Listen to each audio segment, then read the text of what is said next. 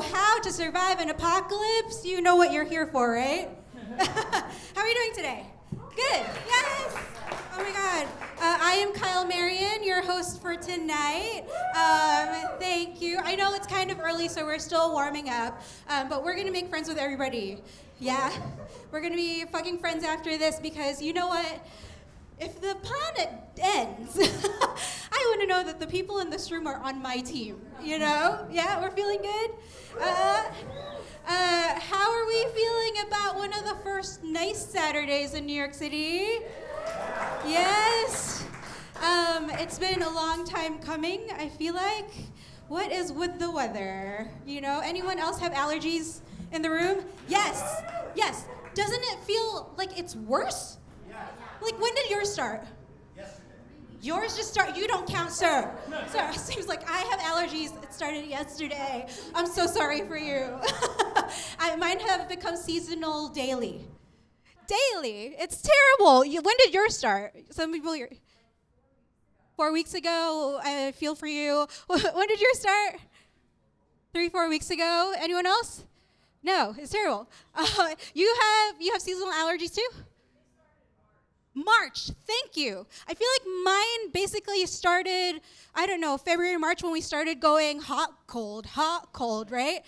I'm gonna be honest, I kind of miss COVID times for this, because I have run out of my COVID testing stash, y'all. I don't know if anyone else still is testing, but like it was good when somebody else had the free stuff, you know? And like now I've completely run out of my stuff over the past month simply because every day I think this is it. I am dying. And like it was nice to know that I had a test to tell me, is it COVID? Is it the cold? Is it the flu? Oh no, it's just trees fucking. Because thanks to climate change, plants don't know when to stop jizzing on our faces. It's not great. It's also not great to go into the office and be like, I'm sorry, I swear to God, I'm not sick. I swear to God, you guys, I'm not. I just gotta like shout out to our few Asians in the house. Happy Asian American, Native Hawaiian, Pacific Islander month. Clap it up. Clap it up. So the thing that I need to tell you a little bit of a context for this show. So the thing about this show is that we actually have some of the performers here who have been working with University of Colorado students for the past few months to write new material about climate change. Yes, clap it up. Because even as comedians, the homework never stops, you know? So some of us are going to be doing new material to like try and figure out how to make climate action and climate change more relatable. You feel me? Yes? For the rest of you who are here for Asif Manvi and Judah Friedlander, you'll just enjoy it. Just have a good time with us, okay? Because it is a Saturday, and like at least there's some AC, and we're protected from pollen, okay? Clap it up for some safety. Thank you. So thank you for spending your Saturday afternoon with us. I think I do want to, get us just like one little fun tidbit about AAPI History Month, just because it's a big deal for us, and over half of our lineup is AAPI. So does anyone know how AAPI Heritage Month started? No, makes sense. Okay, I'm going to tell you, in 1978, Congress passed a resolution to create Asian Pacific American Heritage Week, right? And then in 1992, they expanded it to a full month. Yes, probably because enough congressmen had Asian wives. I'm just kidding. Am I though? I don't know. But honestly, in 1992, we went from 1 week to a whole month to coincide with big moments in Asian history in the U.S.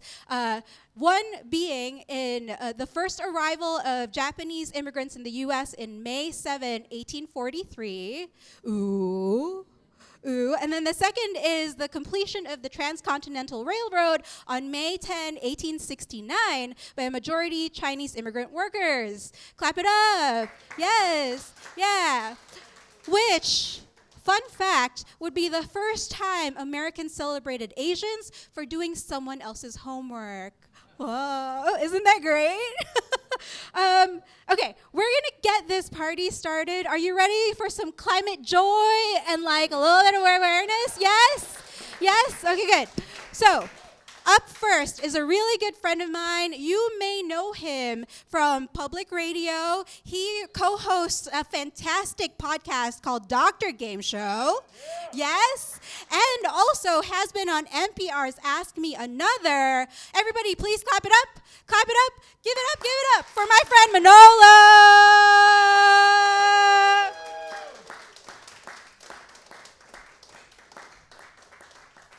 Hello, hello, hello.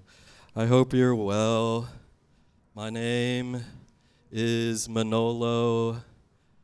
I was born and raised in a small white town in Pennsylvania. So I'm a little whitewashed.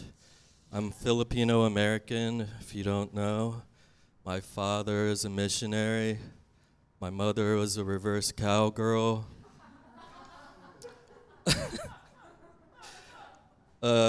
So being whitewashed, only recently I've been trying to figure out, get to my roots and trying to figure out what part of me is Filipino specifically, other than what's on the outside, the looks, and be more like what's from the inside, not counting the high blood pressure, because Filipinos have high blood pressure, I guess.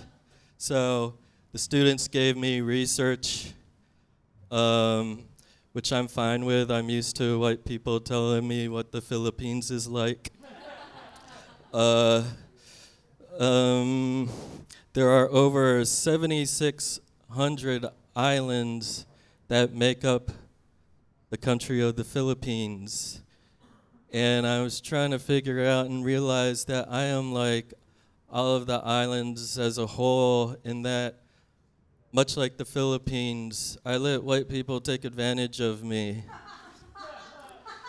We just have good resources, like luscious lips. Just kidding. That felt weird. But no. It's also one of those countries where they tell you not to drink the water. So when you visit, tourists don't drink the water because all of the diarrhea will make the sea levels rise. This is a scientific fact, is that I don't know how water works, but apparently the sea levels in the Philippines rise 3 times faster than the global average, which confuses me. But I also know what happens when I clog the toilet, so maybe that's kind of. But anyway, don't drink the water, or they will drown, and it will go from 7,600 islands to 1, and you'd have to call it the Philippine with no S.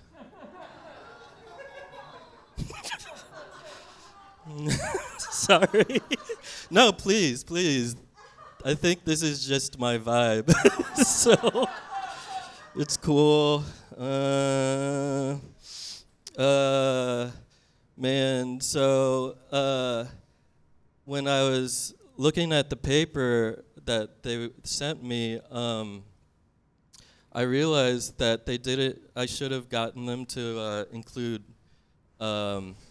the history of the food Spam and its relationship to the Philippines, but it was too late. So instead, I just watched a YouTube video about it. And as an adult, that's where I get all of my education. YouTube videos made by 15-year-olds. So they're smart people, those 15-year-olds. Because of them, I know about Spam, and I know about the Middle East situation, and I know about what the top 10 hottest Sonic the Hedgehog characters are. I didn't ask, but that's what they taught me, I guess. Apparently, number 1 is like a bat with boobs. Don't look it up, because then you're gonna be like, oh, a new kind of boner just dropped. That's for the 15-year-olds in the crowd. So spam, I guess really quickly, spam was brought over by the military because the citizens felt weird about eating canned meat. And the soldiers, this is since, the world wars and stuff, but they felt they didn't like eating it every day because even they knew it was bad for their bodies. Like, there's a lot of sodium, so it's like spam, bullets, and then sand in the crotch. I don't know. So they would go to different countries and they would trade it for fresh local food like meat and eggs. And what the Filipinos did, much like all the other countries did with spam, is that they made great food out of spam. And we're all into it. We celebrate spam, which is weird because it has a tinge of, like, imagine if the Native Americans made a festival out of blankets with smallpox on it. Oi is right. It's a little weird. Yeah. Speaking of heart disease, my father, may he rest in peace, is still alive. He made it. He's making it so far. He's eating healthier now. I just think that we should say rest in peace for living people. I mean, I don't know if you're with me, but fuck dead people. We're the tired ones. I'm tired. I just think that we should say it like holiday greetings. Merry Christmas. Rest in power. I don't know. It's just, I would love to rest in peace. I have sleep apnea. It would be so great. I'm just trying to make my father proud by living long and my Apple Watch proud by having a restful sleep. All right. Thank you. Thank you, everybody.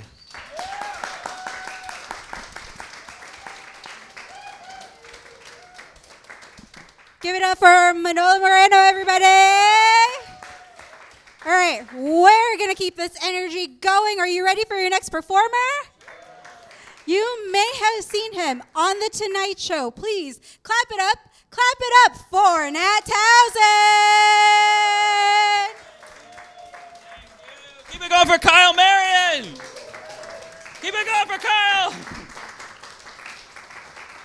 What's going on? I'm also tired. I was up really late last night reading facts about the climate crisis in the Philippines. No, sorry, I said that wrong. I meant to say I have clinical depression. Yeah, that was what it was. Yeah, you might be wondering, like, what am I doing here on this climate science program about the Philippines? I was thinking that too, and I thought, I was reading about how much worse the climate crisis is in the Philippines than it is, like, affecting America yet, and I thought what any intelligent, well-meaning white liberal would think, which is, how do I make this about me? It's like, that's what we care about, right? Like, that's why you buy the tote bag. You could just donate and say, I don't need the tote bag. This is for any issue, not only climate change. Any issue, you could be like, yeah, just keep my money and don't spend it on cloth that I'm going to put in a bag of other tote bags that I can't bear to part with. But no, you need the little billboard that says, I I did my part. I care. And that's okay. We got to signal. We got to hack that. Is like the only way to get Americans to care about stuff is to make us the heroes. Like, we all want to be the hero. Sorry, I'm just checking this because I want to text the other comedians about who the best audience members are. But like, it is true. Like, we think about everything like we talk about climate change like it's a movie. We'll be like, can you imagine if tsunamis really happened? In the Philippines, it's a documentary. Here's how you know we're not prepared for it. I was reading one of the facts that my student researcher said. In fact, I learned about the Philippines is that there are 20 earthquakes a day. I know. I was like, whoa. Earthquake joke. You guys, there was an earthquake here a month ago, and no one would shut the fuck up about it for 2 weeks. We don't have the social media infrastructure to support 20 earthquakes a day. Can you imagine how many tweets that would be? The internet would shut down. You know Elon Musk did not re-engineer that website in a way that can handle 20 earthquakes a day. Should have said that part earlier, I agree. I was thinking about, I was like, how do we make this relevant to people? And, obviously, as Manolo was saying, like, the sea levels are rising way faster there than here. It's easier to sell, like, Manhattan. Like, we're in Manhattan. It's easier to explain that to people. Like, this island is sinking. We are we're going to lose half of the biodiversity within the next 50 years, and that's either squirrels or rats. I think we all know which one's not going down without a fight, is the thing. That's going to be rough for us here. But, it's hard to explain to anyone outside of New York why this, like, the American brain cannot conceive of other countries existing. We can't even conceive of a society where people can afford eggs. Like, reliably. We just go to the store and they're like, oh, they're $9 this week. Oh, maybe we'll eat next week. No mention of the fact that we are in the richest country in the history of countries, right?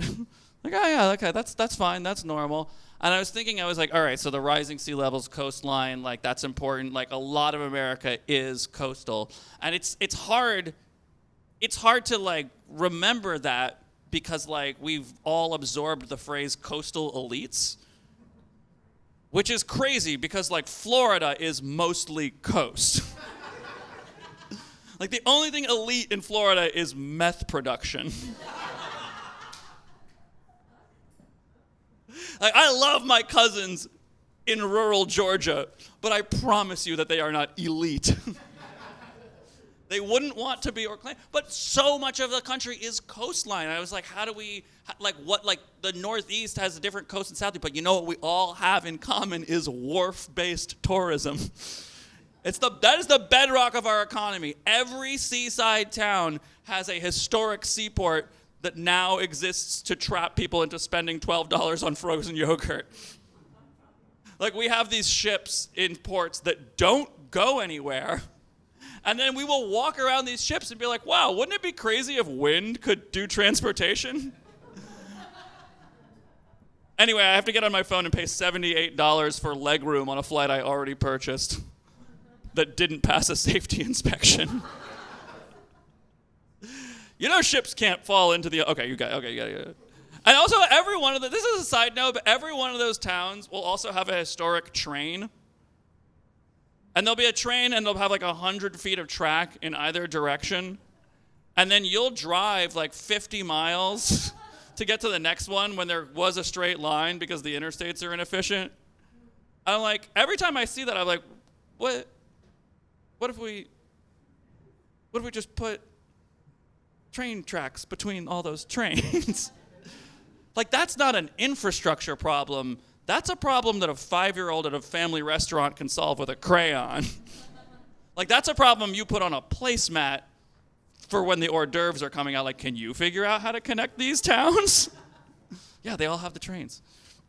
But I was thinking, but still, there's only like so much coast, and like so much of America is farmland. And even though the only thing we make is like corn that turns into red Solo cups, very bedrock of our economy, the red Solo cup, so that you can play beer pong and drink beer that had a ping pong ball that touched the floor in it. And And somehow we were COVID susceptible. It's hard to imagine how that happened. But I was really, because I was reading about like rice production in the Philippines, and they put out like 16 million tons of rice a year, but we got 9 million, all right, and that's still pretty high. And the rice production takes up so much water that in the Philippines they're having to search for alternatives to rice. And I realized like this is a really good incentive to get Americans to care, because one of the main alternatives to rice, like you can do quinoa or bulgur wheat or whatever, but people are doing cauliflower rice and broccoli rice. Do you know what that is? Yeah, like it's like the Play-Doh thing where you like smush it into a different shape and then you pretend it's that thing. Here's the thing, your body knows that rice in the phrase cauliflower rice is it's generous, is what I'm saying. That's a generous phrase. Like, what it really is a Play-Doh mold that can make a really soft vegetable look like rice from a distance. Your body knows when you're not eating rice. Like, you can't be like, steak production takes up too much water, so to fight climate change, you have to eat this picture of a steak. And as I was trying to, like, how do we create stories where we're the heroes? And, like, because it's so hard to get people to take even the slightest changes, right? Like, my dad recently bought a hybrid car, and people are so mad at him. A hybrid car is 4/5 as inefficient as a regular car. It saves 20% the gas, and people are like, oh, he thinks he's going to solve the climate crisis like that? He's just going to drive more because he has a more efficient car. No. Home Depot is the same distance from my dad's house, no matter what car he's driving. It's the same trip every day. I feel like, I hear this one a lot. People go like, oh, hybrid cars, yeah, you can't take them because they're way more dangerous in accidents. And the fun fact about that is that it's not true. People just say that, they made it up. But I'm like, yeah, okay, but that's not a bad thing. Like, one of the best ways to decrease your carbon emissions, like your carbon footprint goes to 0 if you die in a car crash. And I was like, oh yeah, maybe take like a senator out with you or something. Like, if you want to be the hero. Like, people are talking about driving Teslas, right? Like, oh yeah, get a Tesla and lower your emissions. Like, if you hit Jeff Bezos, you'll really bring down our carbon emissions. And if you're driving a Tesla, people won't even think it's your fault. Be a hero. All right, I'm Nat Townsend. Thank you so much.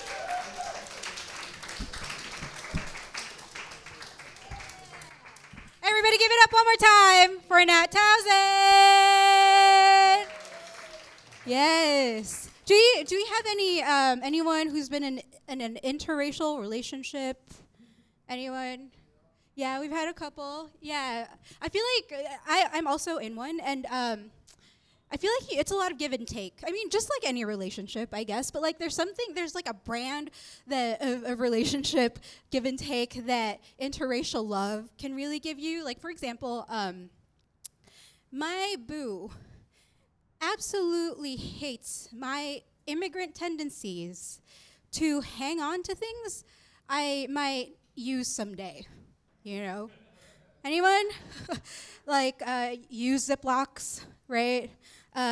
Napkins, you know, ragu glass bottles, yes?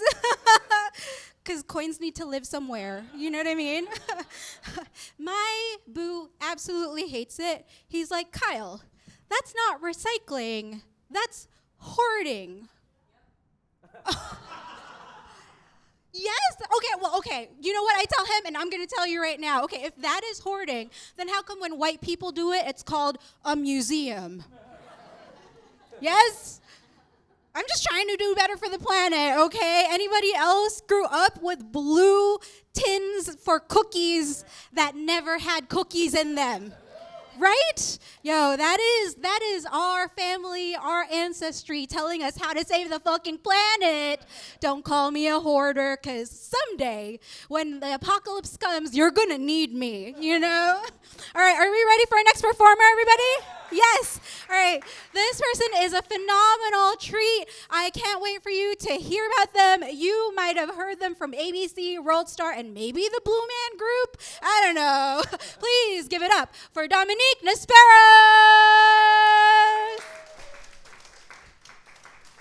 Keep it going for your host, Kyle Marion. Hi, everybody. Thank you so much for having me. My name is Manny Pacquiao, and I'm happy to be here. Okay, good. I just wanted to see how racist this room is. But you can tell Asians apart. You have to know that because it's AAPI Heritage Month. And, representation matters. And I'm out here to do my part, I can't leave all the heavy lifting to Tilda Swinton. Or poor Scarlett Johansson. Or beautiful Emma Stone, my proud sisters. I was so excited to get invited to do this show focusing on climate change in the Philippines. When Kyle asked me, she was like, Dominique, do you want to make jokes about climate change in the Philippines? And I was like, that's fucked up. How much does it pay?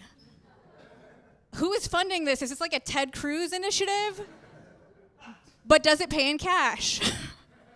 I can't afford air conditioner, so I need the money. But I was like really surprised about it because I am actually multiracial. I'm the product of what would be Kyle's love child. I'm actually Mexican and Filipino, or as I like to call it, double Mexican. Right? It's Mexican, and Asian Mexican. Right? Oh, I see some nods. You're like, we know Mexicans. Dance great, love pork, hate Spain. That's us. But I was really excited because Kyle was like, oh yeah, it's not actually about making jokes about the Philippines. And I was like, oh, that's nicer, okay.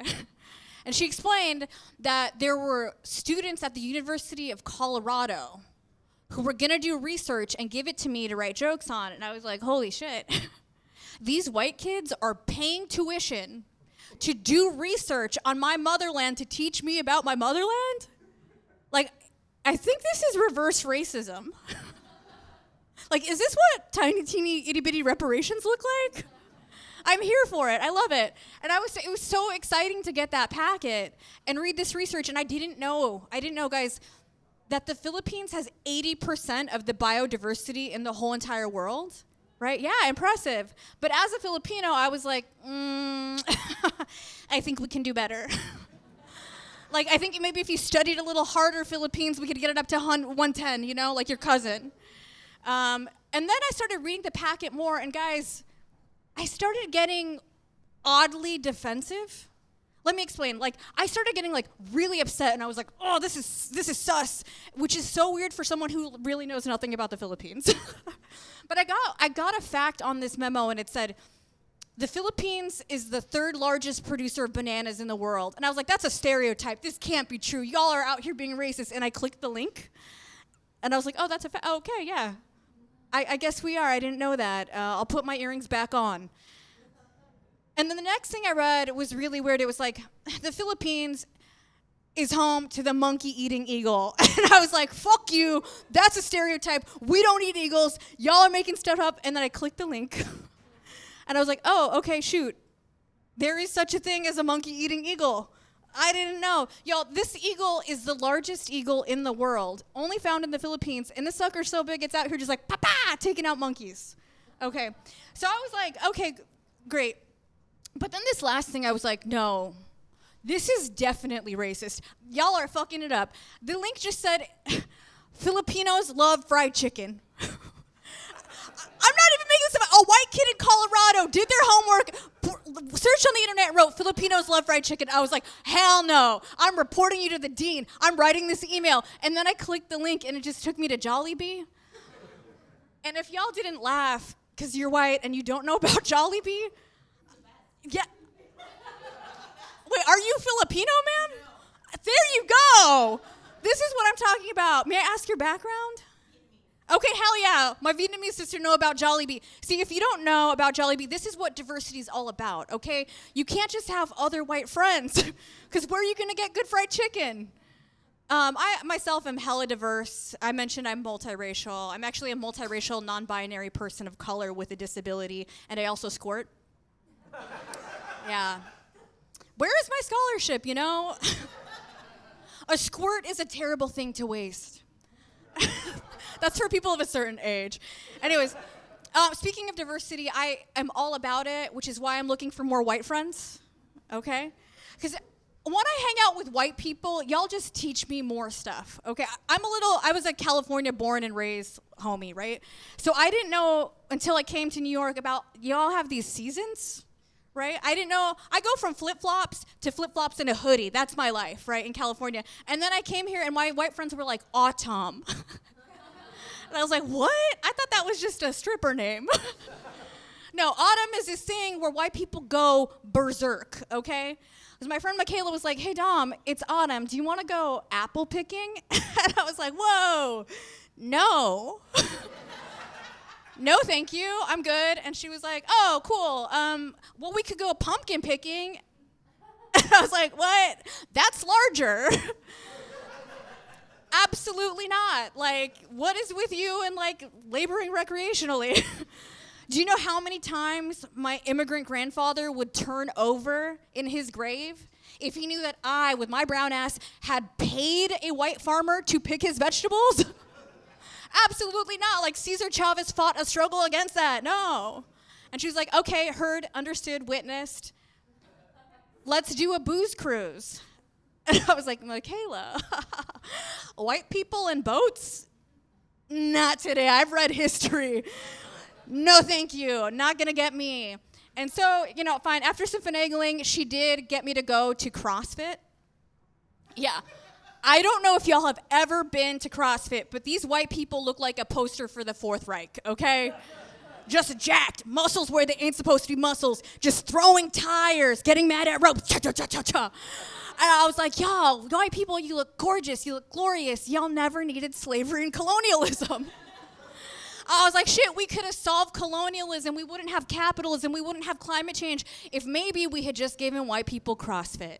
Okay, my name is Dominique Desperos. Thank you so much. Please keep it going for your host, Kyle Marriott.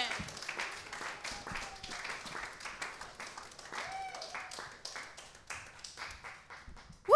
How are we doing, everybody? Good. Yeah. Do we have any scientists in the house? Scientists? No? That makes sense. One person. You sadly raised your hand in the back. I feel ya. I used to be a scientist. I'm a recovering anthropologist. Yeah. I used to, study. I was a PhD for a while until everybody with a PhD told me what it stood for. Poor, hungry, and desperate for work. As a grad student, I was teaching, doing international research, studying, and I made $17,000 a year, and I wasn't allowed to have a second job before OnlyFans.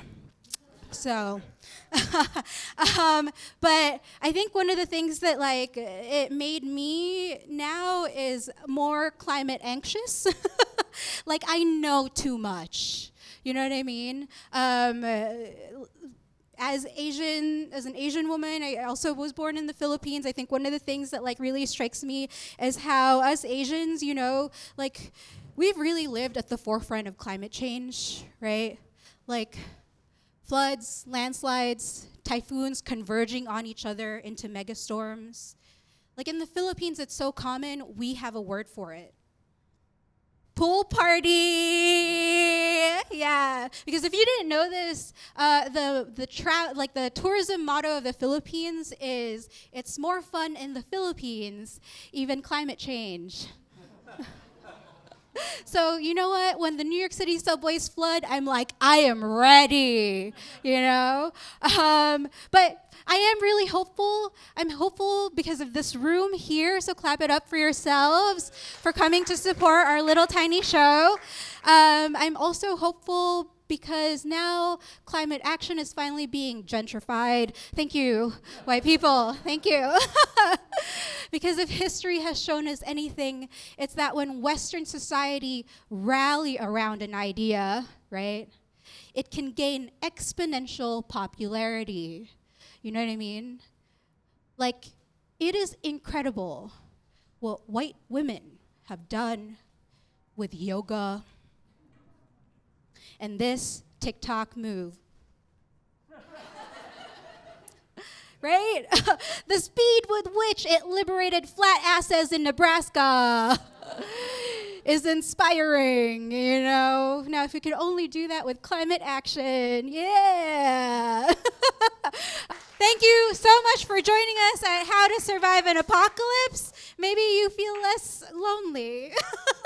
I hope. I don't know. But everybody, please give it up one more time for our performers tonight. Manolo Moreno, Nat Townsend, Dominique Nesperos, Judah Friedlander, Asif Manvi. Y'all, thank you so much. I'm Kyle Marion. Have a great rest of your weekend. Good night.